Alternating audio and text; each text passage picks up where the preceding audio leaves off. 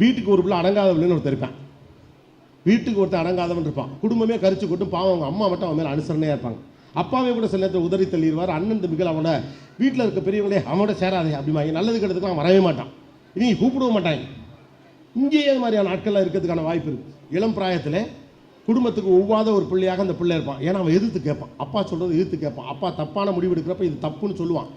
அப்பாவை எதிர்த்து கேட்குறேன், அம்மா கேட்குறப்ப அம்மா அவர் பைத்தியக்காரத்தனமாக பண்ணாலும் அதுக்கான கேட்டுக்கிட்டு இருக்குன்னு என்னமா அவசியம் இருக்குது, நான் ஏமா கேட்கக்கூடாதும்பா. அடிப்படையில் சினிமாவில் ஒரு ஹீரோ இதை பண்ணால் எல்லாரும் விசில் அடிப்பீங்க, கை தட்டுவீங்க. ஆனால் உங்கள் வீட்டில் ஒரு பிள்ளை பண்ணால் அவன் பேருக்கு அதிக பிரச்சனைன்னு பேர் வைப்பீங்க. சினிமாவில் ஹீரோ செய்யலாம், ஏன் கை தட்டுவீங்க, நம்மளால செய்ய முடியல, அவன் செய்கிறான். 10 பேர் தூக்கி போட்டு மிதிக்கல எதுக்கு சந்தோஷமாக இருக்குது, நம்மளால ஒத்தனை கூட அடிக்க முடியல, அவனாவது 10 பேர் அடிக்கிறானேன்னு கை தட்டுறோம். அப்போது அதே தான் நம்ம வீட்டில் ஒரு பிள்ளை கேட்குறப்ப அவனுக்கு பேர் அடங்காப்படாது என்றோ பொறுப்பற்றவர் என்றோ, பாவம் 4 பிள்ளை பெற்றேன், எல்லாரும் பெற்ற வயிற்றுல தானே ஒன்னையும் பெற்றேன், நீ ஏன்டா இப்படி இருக்க, அம்மாக்கள் மூக்கு சிந்தி மீன் குழம்பெல்லாம் போடுவாங்க.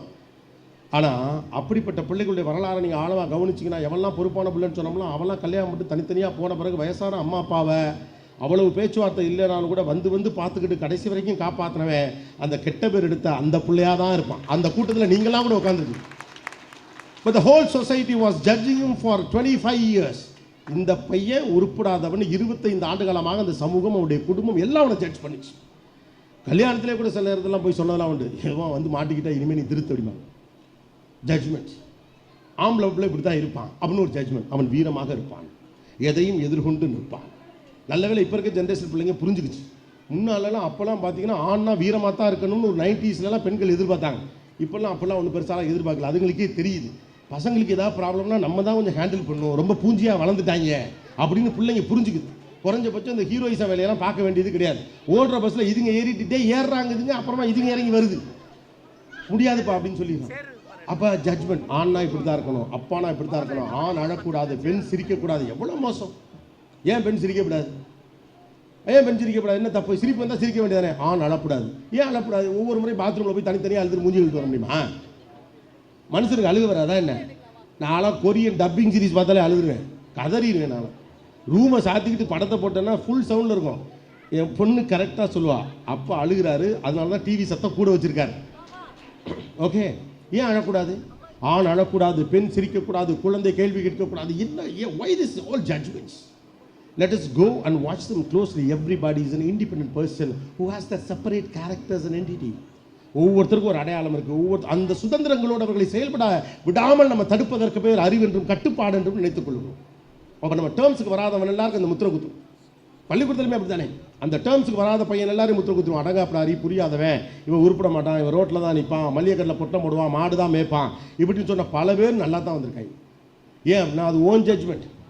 அப்போ ஒருத்தனை நீங்கள் கெட்டவன் தீர்மானித்து உங்கள் மனசை நம்ப வச்சுட்டிங்கன்னா அவருக்கு அப்புறம் நீங்கள் நினச்சாலும் உங்கள் மனசு அப்படி தான் நம்பும். அதான் ப்ராப்ளம்.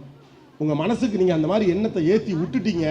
இவன் இப்படித்தான், இவர் இப்படித்தான், நாத்தனார் இப்படித்தான், ஓப்புடியார் இப்படித்தான், அண்ணன் இப்படித்தான், தம்பி இப்படித்தான் நீங்கள் ஏற்றி விட்டுட்டிங்கன்னா போச்சு. 5 வயசில் அண்ணன் தம்பி, 10 வயசில் பங்காளி அப்படிங்கிறான். அதுக்காண்டி எல்லாரும் வயசான பிறகு சண்டையாக போட்டுக்கிட்டு இருக்கேன். அப்போ ஆட்டோமேட்டிக்காக ஒரு கேப் எப்படி ஒரு வீட்டினுடைய அண்ணனுக்கும் தம்பிக்கும் வருது? அப்போ அந்த எண்ணம் ஏன் வருது? ஒரு கட்டத்துக்கு மேலே அண்ணன் தம்பி ஒத்துமையாக இருக்க மாட்டாங்க. நீங்கள் ஒரு ஸ்டேட்மெண்ட் இருக்குது, 5 வயசில் அண்ணன் தம்பி, 10 வயசில் பங்காளின்னு சொல்லிடுறான். அப்போ இயல்பாக என்ன ஆரம்பிக்கிறோம்னா ஒரு 30 வயசு 35 வயசுக்கு மேலே ஒரு வித்தியாசம் இருக்குது. ஆனால் உண்மை அது கிடையாது. பெண்ணுக்கு வாய் பேசும், ஆணுக்கு மனசு பேசும்.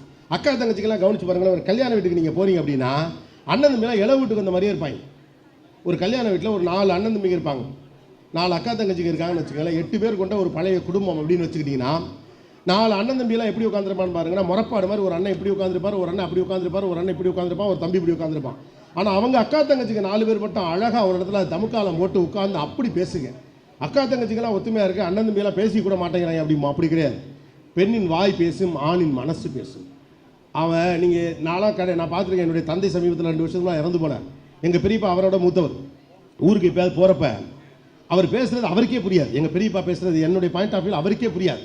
அது சொல்ல மேலே விளாண்டா அப்படின்னா சரிண்ணே செய்கிறேன் பாரு. யோ அந்தாலும் என்ன சொன்னால் நீ இப்படி சரிங்கிற, அது புரியும். ஆணுக்கு மனசு பேசும், அவனுக்கு கரெக்டாக தெரியும், எந்திரிச்சு கரெக்டாக சொல்லுவாங்க எங்கள் அண்ணனுக்கு என்னமோ அப்படிமா. ஆனால் பெண்ணை போல அவன் எக்ஸ்பிரசிவாக இருக்க மாட்டான். ஆனால் என்ன ஜட்ஜ் பண்ணுறான் பாரு, பெண்கள் ஒத்துமையாக இருக்கான், ஆண் ஒத்துமையாக இல்லை. பெண் மாறிடுவா, சந்தர்ப்பவாதி, சுயநலவாதி. அம்மா வீட்டில் இருக்கப்ப அம்மா விடும்பா, அங்கே போனோடனே புகுந்த விடும்பா, அப்புறம் புள்ளேம்பா, மாறிடுவா. சந்தர்ப்பவாதி. பெண் மாறலைன்னா என்ன ஆகும் சொல்லுங்களேன்? பெண் மீது வைக்கக்கூடிய பெரும் குற்றச்சாட்டு என்ன? சுயநலமானவள், அவள் மாறி விடுவாள். பெண் மட்டும் மாறலைன்னா அந்த சமூகம் ஆடி போகும், நின்று போயிரும்ல. 8 வயசுல இருந்த மாதிரியே 18 வயசுல இருந்தால் என்ன ஆகும்? 18 வயசுல இருந்த மாதிரி 23 வயசுல குடும்ப நடத்தல இருந்தால் என்ன ஆகும்? 23 வயசுல இருக்கிற மாதிரி 2 பிள்ளை பெற்ற பிறகு 40 வயசுல இருந்தால் என்ன ஆகும்? பிள்ளையெல்லாம் பெரிய ஆளாகி கல்யாணம் பண்ணி கொடுக்க வேண்டிய வயசுல 21 வயசுல இருந்த மாதிரி